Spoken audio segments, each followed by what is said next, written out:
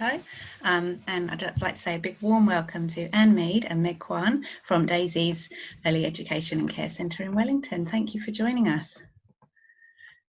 Daisies caters for 60 children aged 0 through to 6 over 2 buildings, and it's an award-winning centre.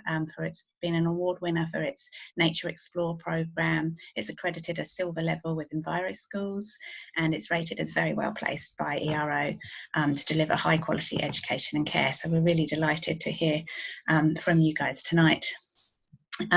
Dr. Anne Meade is the pedagogical leader at Daisies, and she's been focused on early childhood education for most of her career as a teacher, a researcher, a lecturer, an author, and a policy developer.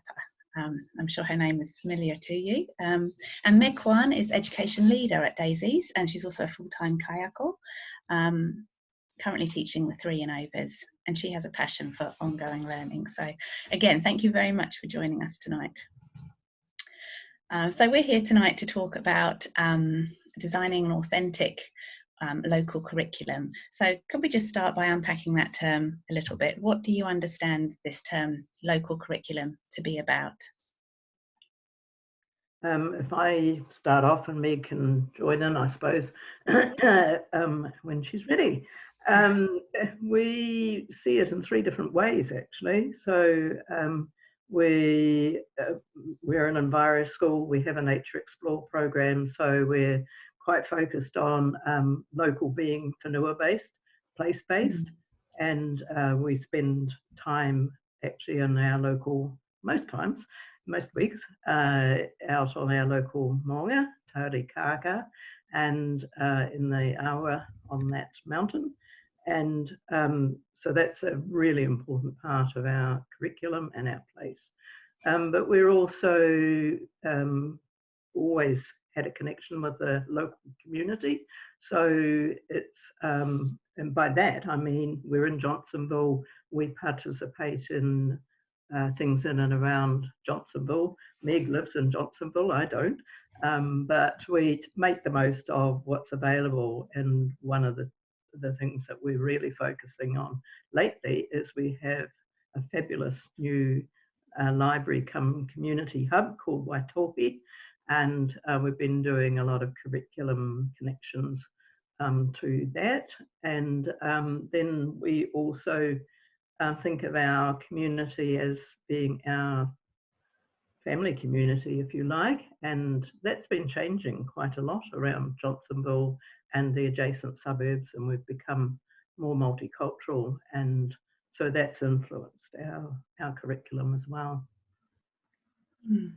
Yeah, so just with what Anne said, I guess to summarize it, we sort of see it as having 3 different aspects. So you've got like the land and the nature and the landmarks around the area. So we look at the maunga and the awas and things like that, and getting to know our natural environment. And then you've got our community environment. So you've got the library and the park, and getting out and doing, like if we collect donations for a cause or something, you know, we go and take the kids to the mall to give them the money so that they're getting out there and getting involved like that and seeing themselves as a part of that community.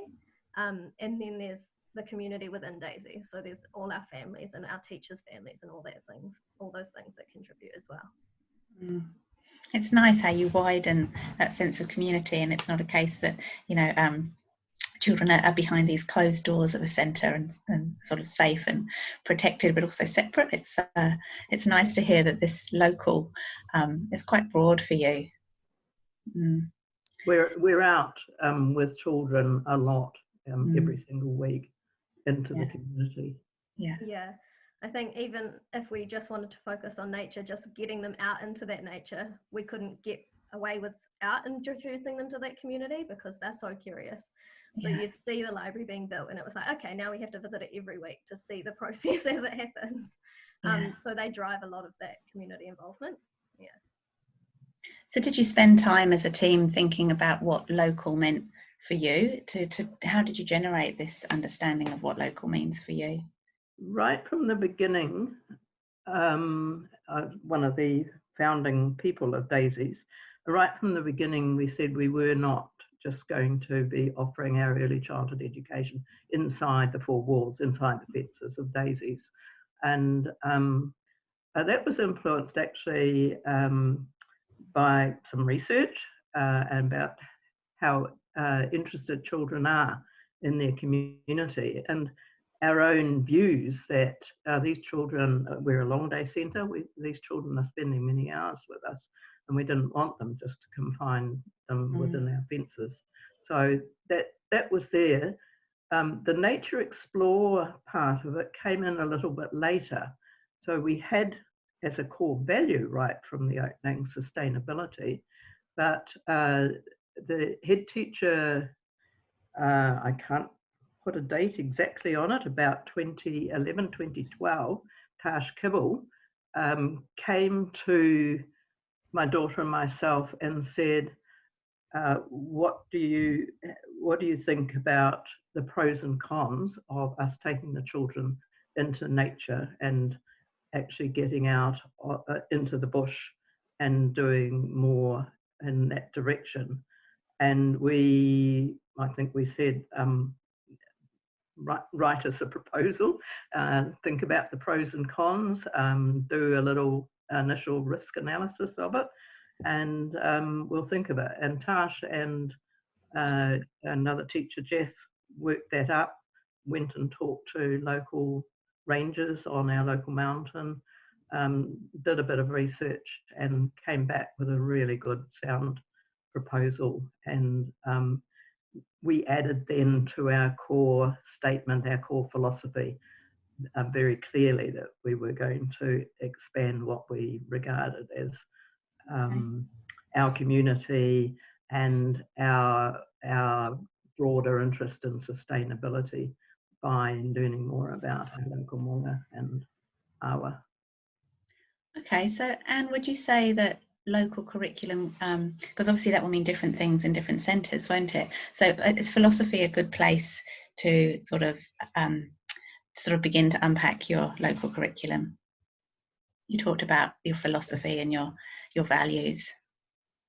Yes, we come back and back to that. It's been really valuable. It hasn't changed much. It's been adjusted a little bit over the years as we talk it through when we get some new team members on board.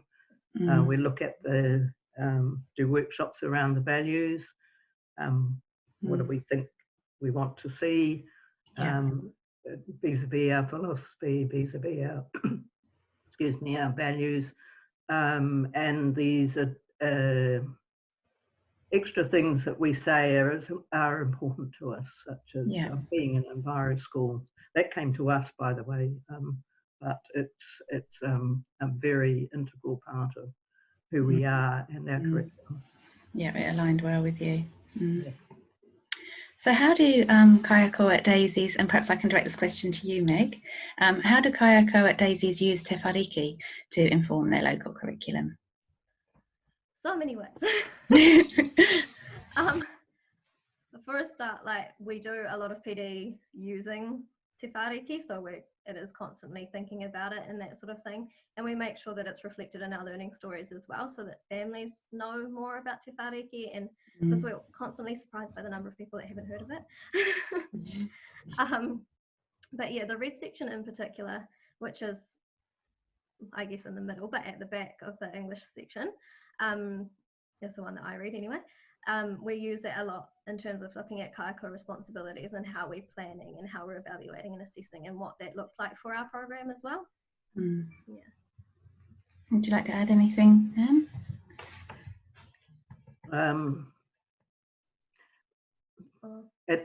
I don't know whether this is a point to talk about who the we are in a way, because we work vertically, if I can put it that way, and horizontally.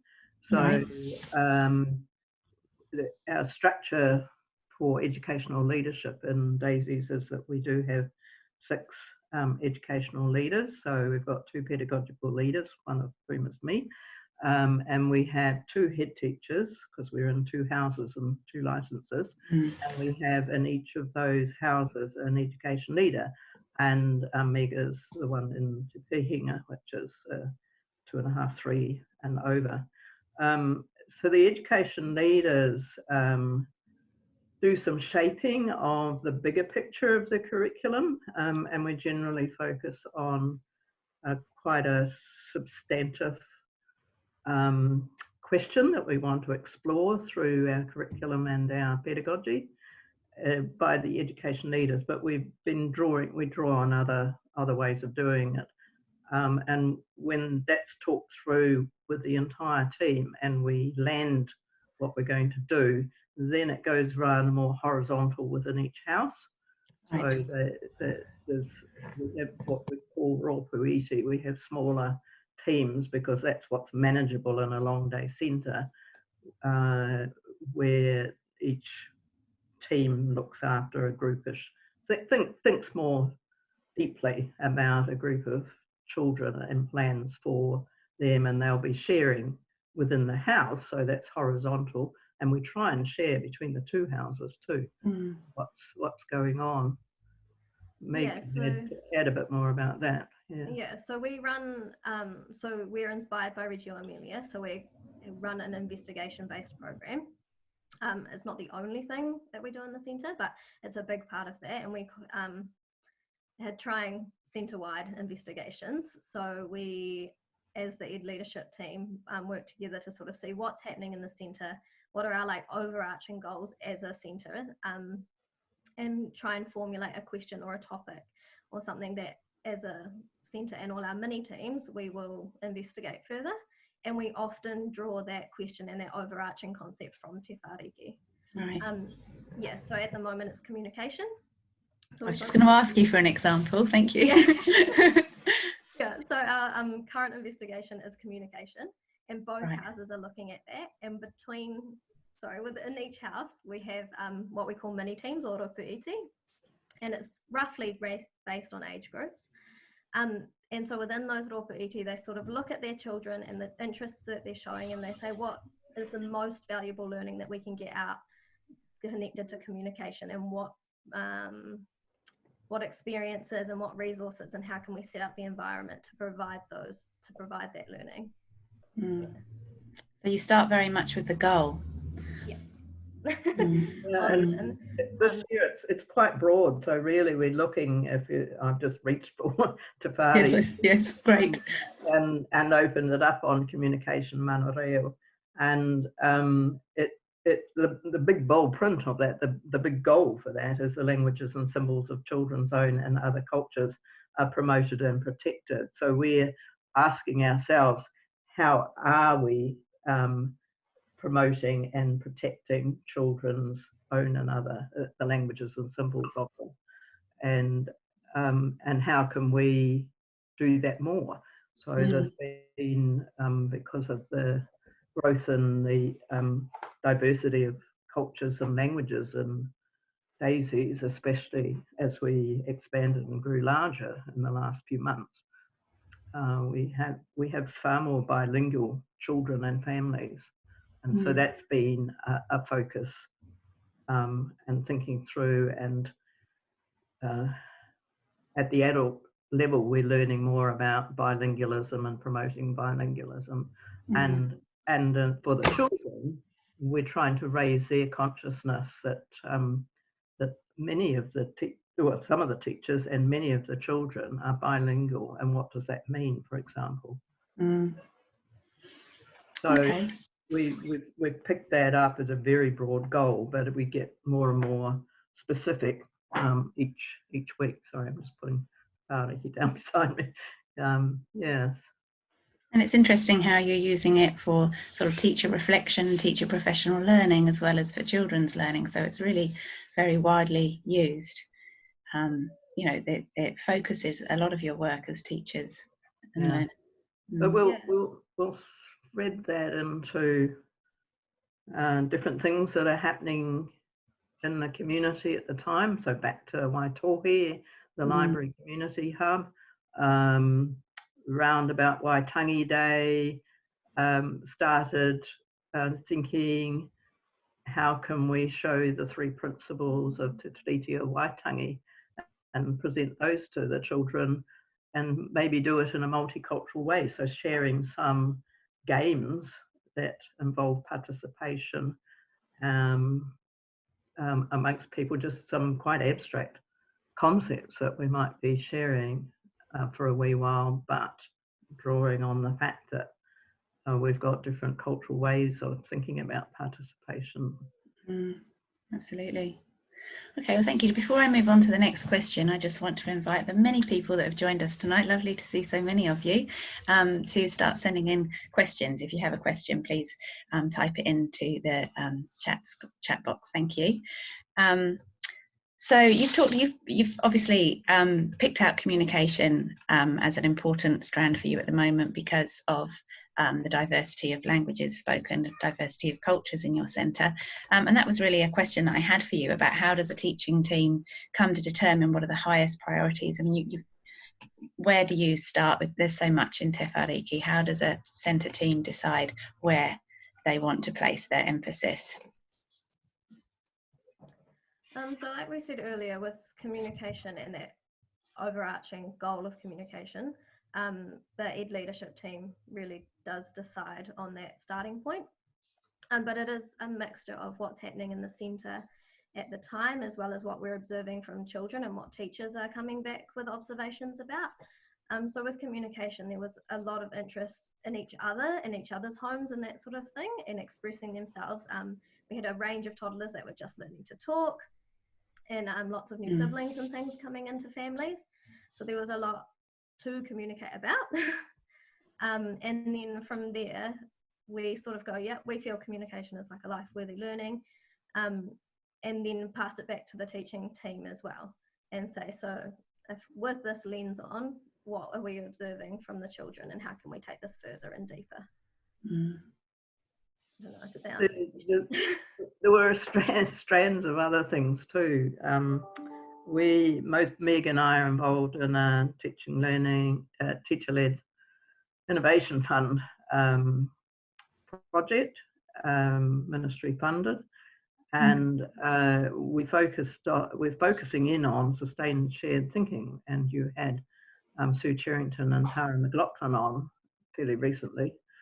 And we've had some training from them actually, and how we do the research project. So we had that interest in sustained shared thinking conversations. That goes back 12 months or more earlier actually, that we began to focus in on that and say, should we pay attention for our professional learning anyway in improving sustained shared thinking conversations. So a whole lot of things came together for us. And I think that's what this term local curriculum is about, isn't it? It's about being responsive to what's coming your way and what's important for your families. One of the questions that's come in is just to ask, how long will you focus on a strand? So how long will you focus on communication? That might be how long is a piece of string, I don't know. It's a little bit like that. Yeah, we sort of, the communication strand that has been a focus for us for a while, and we've made a decision that it will probably go until at least the end of our TLIF, our research inquiry project funding, because it is such a nice overlap, and it means that the teachers are not spreading themselves too thin, I guess, in a way. So there's a lot of professional learning around communication and sustained shared thinking, and that feeds in really nicely to what we're doing in our hui with the tamariki. So there's a little bit of working smarter, not harder as well. That plays into that. But it's, and all investigations come in waves, and it's, they hit a high point and you're like, yeah, we've got heaps of momentum, and then they slow down and you're like, why are we doing this? Then, you get like a child will say something, you're like, oh, like that's really cool, and you run with that. And it's still under that umbrella, but it might be a slightly different direction in terms of the tangible stuff that you're doing with the tamariki. So it can go on for any sort of period of time. There's not a hard or fast answer to that, sorry. Yeah, sometimes we've had an end goal in mind, and actually one of the things that we thought we might do earlier on in this strand. Oh, by the way, this is the first time we've actually focused on a strand of Tarikākā. Right. So we're not moving through strand by strand by strand over the years. A bit of it was the library beginning. We knew we were going to have a new library very close to us. And we've been consulted by the children's librarian, and in the process of that library being built, we're one of their reference group centres, if you like. And he was quite keen for us maybe to make a little book about that particular focus, which was a smaller part of the bigger study, was to look at what is a library, what does it look like, who works there, what's its purpose, how do we use it, how do our pet families use it, all those things. He actually suggested to us that we draw it together into a book. I think we've lost the plot a little bit, a combination of us opening a second house and now this lockdown. I have a feeling that we may not land that little book that they wanted to add to some of their archives of starting the library. So sometimes we've got an end goal. We might have, we had a focus, the prior focus was actually just getting to know our maunga and awa better.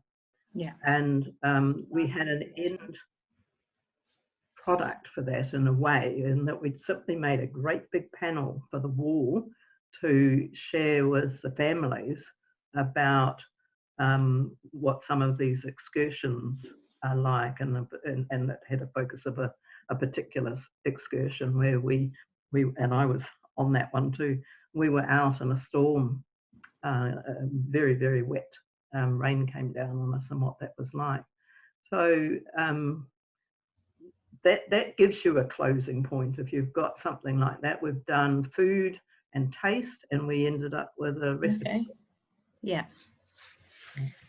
Well, thank you for those examples. It's nice to see the other investigations and get a sense of what you choose to focus on. I've still got some, before we move on, some more questions about it.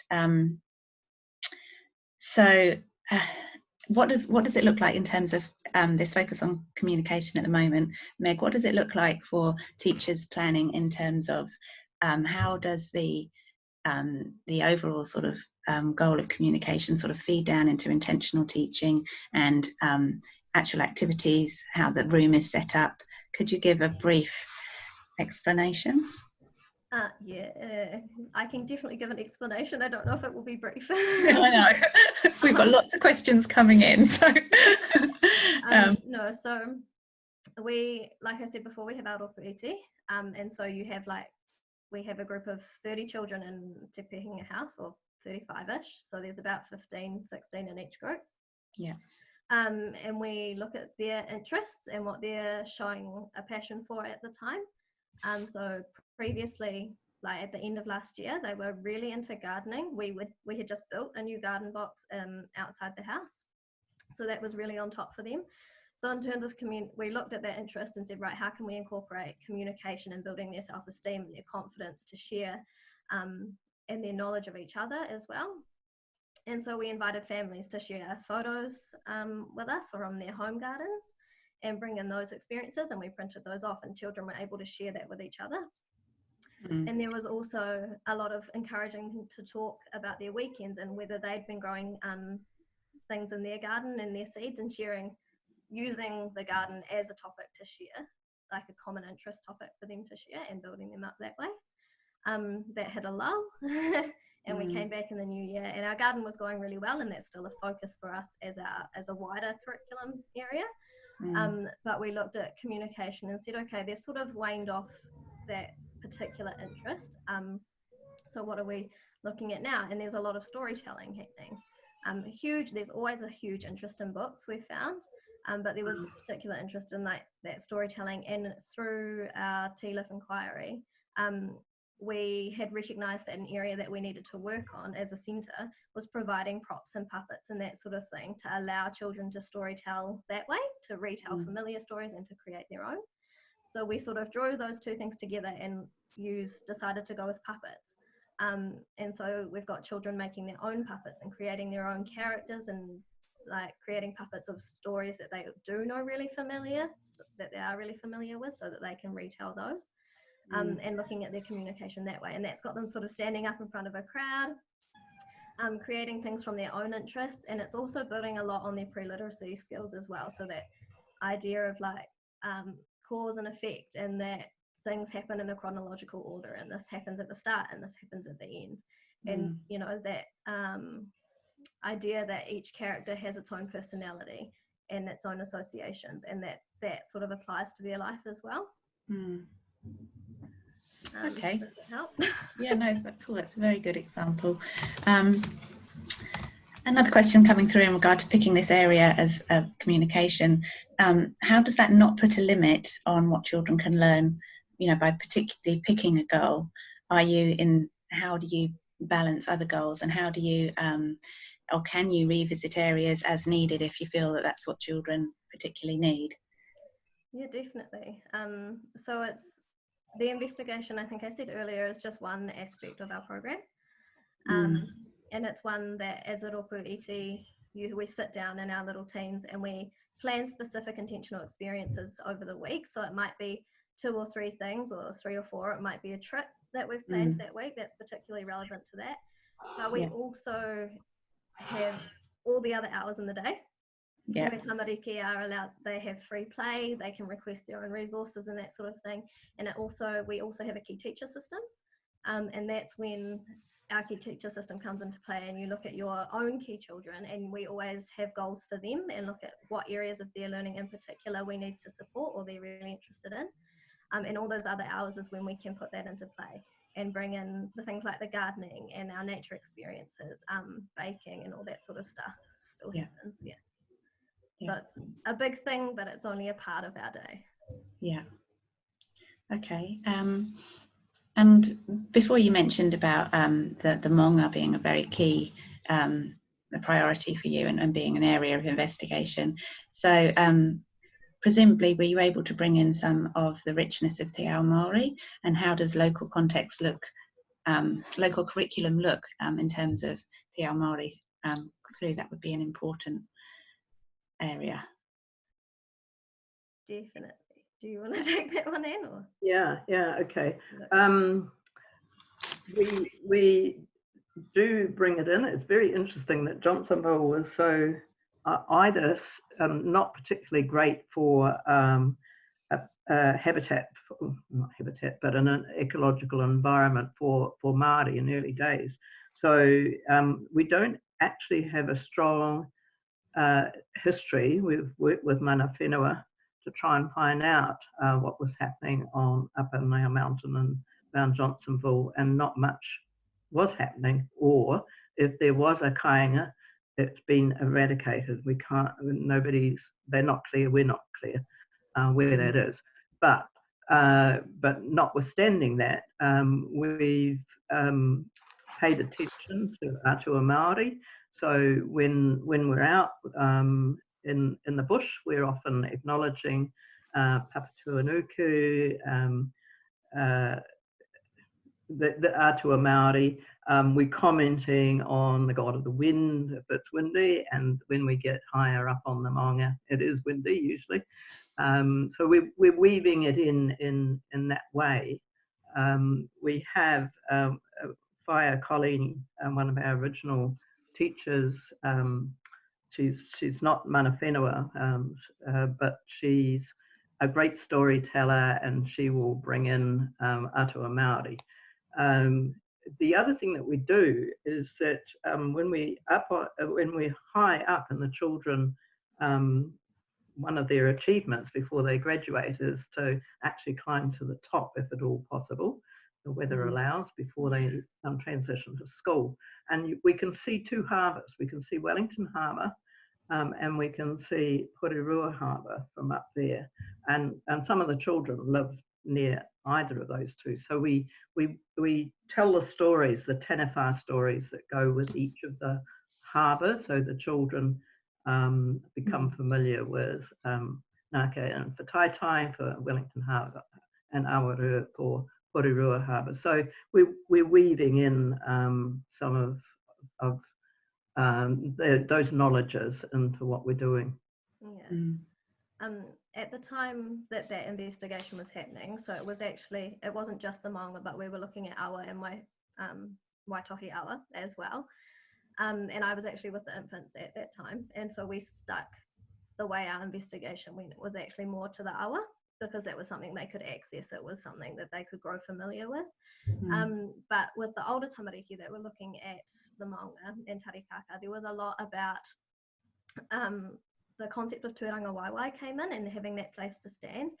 And there was a lot of exploration around that concept, purely because they had got to the top of this mountain and it was like, where's my house? Can I see your house?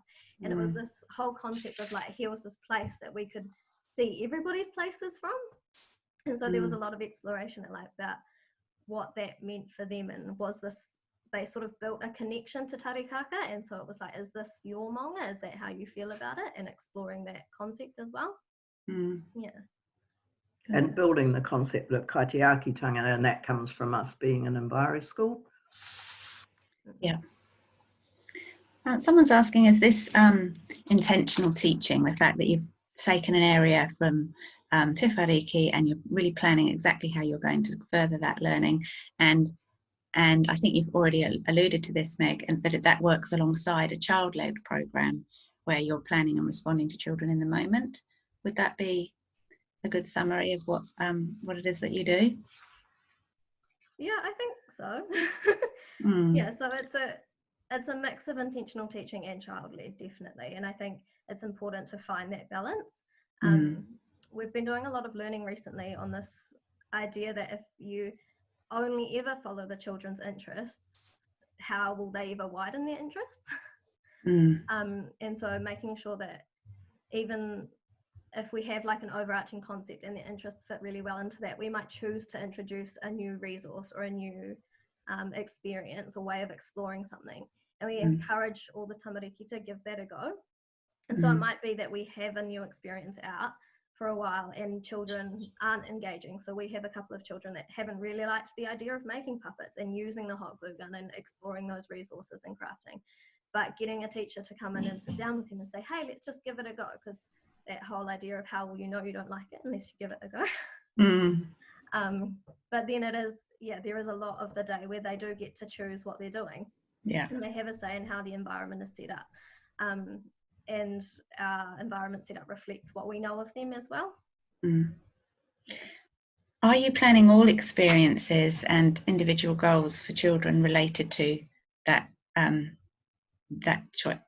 Thank you. Anne's already shaking her head. No, not all connected to that strand of communication. No, not at all. No. So communication is such a wide thing that it does come into everything, but it doesn't dictate all our planning. No. Okay, another very practical question. Do you incorporate this focus on communication, or whatever your chosen priority goal is?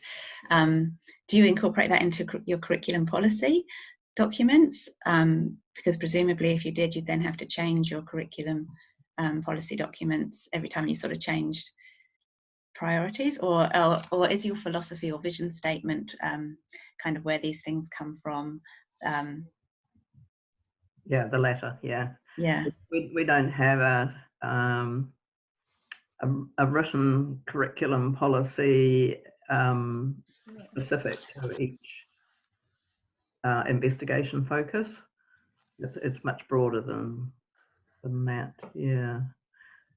So it's constantly moving. Each of the rōpū, as we've alluded to, we try and create some time each week for them to two, possibly three kaiako to meet together, and they actually write in quite a big, like my hands are going that way, but sort of A2 book, and we have, that's where we maybe have a policy that we do actually work with and made our own template using a story park planning templates. And we have, there's a format to those meetings, and an education leader convenes those meetings, And so there's a follow through each time those meetings occur for looking at what learning's happened here, what's learning for the children, and what have we learned about our own teaching is the starting question for that. I'm going to pick up a piece of paper here that's got this format on it. And then we progress. Well, where shall we go next? What next will we do it, and how will we do it? And then the question that was asked earlier, how are we going to set up the environment for this? So that grows out of the prior work, but within the bigger thing. And then the question is, how will we share the learning that we've seen with the whānau? And we're often out in that meeting. A post will be sent on Story Park to the family saying, look, this is what we're thinking of doing next. And then the last question, which is sometimes considered, but it's there, not always considered, what opportunities are there to collaborate? And this is the horizontal thing. What can we collaborate with the other ropuiti in the house, or what can we also collaborate with the kaiako and tamariki in the other house? So for example, Meade talked about the puppet making with the older children in Te Pihinga, and that of course all the children see that, and they're quite keen to do some puppet making, and we take that forward, you know, so that they create some momentum. Yeah, creates a whole enthusiasm for it, and it's contagious, and it happens, and people will think of a different way of doing it, possibly, but it does spread between the smaller groups planning across the whole house. And we'll deliberately look, the education leadership team, when it meets monthly, will deliberately look at how are we knitting this together and doing some collaborations. Brilliant. I'm aware that we've got sort of 5 or so minutes left and still lots of questions. So I'm sorry if I don't get to ask everybody's questions tonight. We want to talk a little bit more about families, Anne, so thank you for bringing that up, and I'll come back to that.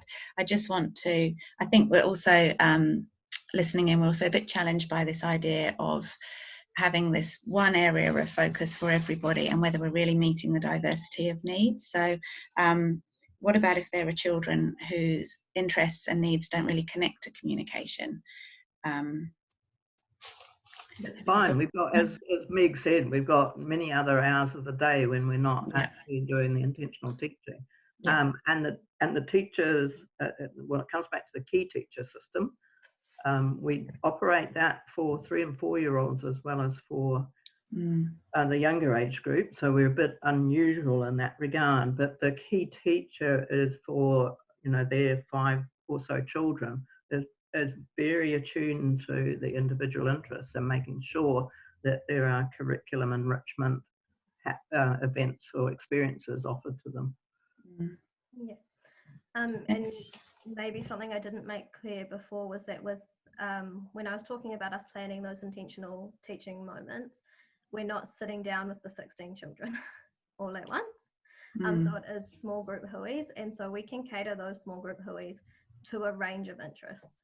And if we are struggling with, if there's a child that's not particularly interested in this, where we're at in the investigation now, we keep that in mind and we make sure that they're having their interests and their needs met, and they're learning about all the things that they're showing us they need to be learning about throughout the rest of the day. And there's always teachers out the rest of the day as well, even when one or two are and lots of opportunity to be intentional still in regard to those other needs. And we have a couple of other little systems. So we have a proposal board in the hallways.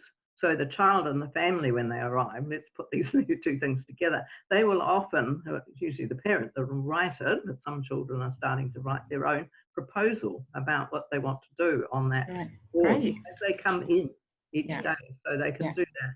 We also have a meeting in the Pihinga, the older house, and the children can express their, can we do this, can we do that, I'd like to do something around this. So Okay. Yeah. Do you think there are benefits to having this overarching goal for all teams, as opposed to having individual teams plan for their own 16 children, quite different curriculum areas or curriculum investigations? Yeah, I personally think it works really well. And I mean, that is something that works for us. That doesn't mean that it would work for everybody. But it means that as a whole team, we're able to be on the same wavelength and we're able to take children's learning that much deeper, and you don't have to be the teacher that's from that rōpū with that child to help to know what's happening in that investigation and to know how you can, I guess, what questions you might ask to further what they're talking about in their artwork or that sort of thing. It just means there's sort of a common line of thinking for the whole team. And it means there are potentially more opportunities for us to cross over in investigations as well. Whereas if, say, whānaki, our older group, were investigating the maunga and our younger group were investigating, I don't know, something else, construction, it's not as clear where there could be crossovers. And what we really want is to keep that connection between our younger children and our older children and encourage that to whānataina and as well. That makes sense. Okay, so how do you introduce this concept of local curriculum to families, especially families from other backgrounds, and how can families get involved in curriculum decisions? Cool. So that's where, again, our key teacher system comes into play with that. So our settling process is quite comprehensive. We make sure there's lots of visits and lots of chances for us to get to know the family before the child even starts. And that helps us build on their background and helps them to understand where our curriculum is and what that looks like in our place as well. But we also, we're constantly communicating with parents and seeing what's on top for them and for their children and how we can incorporate that into our program as well. And we have some formal ways of doing it. So we do actually have not the whole centre coming together, but we have meetings between say 2 or 3 kaiako and their key children, and we bring the families all together for an evening and do a mix of things there. We have a little workshop for the everybody to begin with, and we talk about what's happening in the curriculum at the moment, and then the families talk amongst themselves and with people like me, whilst one by one they go off for a 10-minute, quarter of an hour one-on-one where we deliberately ask, what's your aspirations for your children in the next little while? Okay, thank you. I'm aware that we sort of said we've run for 45 minutes tonight. May I ask you, respectfully, if I may ask you 2 more questions before finishing tonight? We've just got so much interest. Sure. Would that be okay? Just one very quick question about how you structure teacher time together to look at Te Whāriki and to do some of this work. How do you make that work? Because that's often a real challenge, especially in a long day care centre. So there was an internal evaluation maybe a year and a half ago. 2 years ago, yeah. 2 years ago, oh my goodness, time goes. And we decided that we wanted this whole centre investigation to happen and we wanted it to work, and what could we do to make that happen. And so we changed our whole system, our whole non-contact system. We used to have 3 hours of individual and 1 crossover with a mentor or another member of the team. And we decided we would give up one of those hours and make 2 hours where you met with your rōpū iri and 2 where you have time to do your learning stories and that sort of thing. And to help cover that, our head teacher comes on the floor as well to make sure that we're maintaining numbers and things on the floor as well. But we just really made it a priority across the whole team. And so we'll juggle most things to make sure that we get that time to plan. And that's what allows us to get the depth out of that. And I have to say, it's the high energy meetings. They are amazing. The creativity and the high energy of those meetings, they are something that's just a joy to me, I have to say. What comes out of those meetings is amazing. And is there an element of self-evaluation going on in this process in terms of finding out where your gaps are or where where you need to put some energy is in turn must be led by some kind of evaluation about where you need to put focus, would you say? Yeah, we're supportive of internal evaluations. We don't see them as something that's been done to us. We find it another opportunity for us to learn. So right now, and amongst all of this, we got an internal evaluation taking a look at how effective are we being in drawing in parent engagement through story part posts. Right. So all of this, the different systems that part of the complexity of being an early childhood education, we do use and feed it into where we're going and how we can improve. Yeah. Okay, and just I think teachers are also very interested in some concrete examples. We've talked an awful lot about communication as an area, and you did mention, Anne, a few other investigations. Could you just give a bit more of a taster of what the investigations have been for your centre over the past couple of years? Well, we have talked as well about the investigation of our local maunga. Maunga, yeah. So, and you also mentioned a library. Yes, that was multifaceted. Yes, the library as well.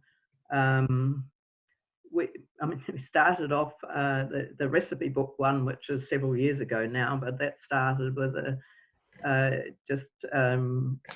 we provide food at Daisies, so lunchtime food, and the children were starting to be interested in sweet and sour and taste and so on. So we had a question for a while that was investigated as what makes you say yuck or yum. That was what we called. Oh, great.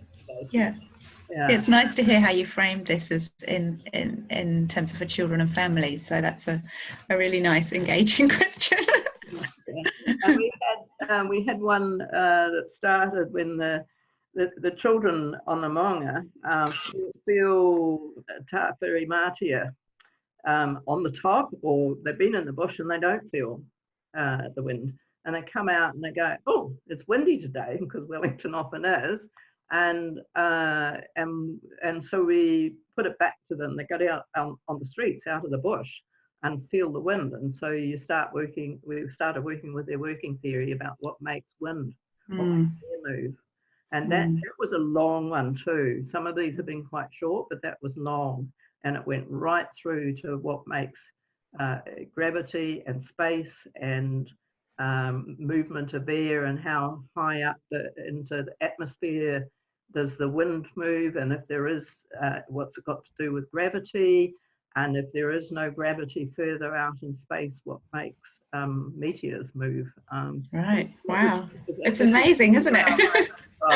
Walking out of the bush onto the streets and feeling the wind through to air movement investigation that went on and bigger and wider and up into the sky. Amazing. Thank you. That's a lovely example. And my very, very final question to you. It's a very challenging time that we are experiencing in early childhood education at the moment. What are you doing about curriculum planning and teachers during the lockdown period? That's just a question I'd like to finish with tonight. We're carrying on with our Rōpūiti meetings using Right. Zoom. Okay. So we're meeting, the education leaders are still meeting each week with one or two, and we're planning how we can use Story Park, how we can use Zoom meetings, how we can use phone calls to stay connected to our families and provide ideas for the families. Yeah, our big focus, I think, is making sure that we keep those connections and that the children still feel that sense of community, and letting families know that we are still here for them as a community has been a really important focus for us. And using Story Park and Zoom and getting online and doing all that sort of thing as well. There's been lots of videos to families, and we had a dance party today. That was lots of fun. But and we are keeping Rōpūiti going so that there is still that element of planning and connection between the teaching team as well. Thank you so much for joining us tonight. I know from the comments that are coming in that people have been totally inspired, and also, you know, there's been an awful lot of questions too, so we've been a bit confused, but I think we've come through and really learned some key things from you tonight. I certainly have learned about how you can be intentional in terms of having a focus that kind of draws everything together, while also balancing individual needs and not letting go of that, but having something that brings people together to really bring out the most that we can out of our wonderful Tarikākā.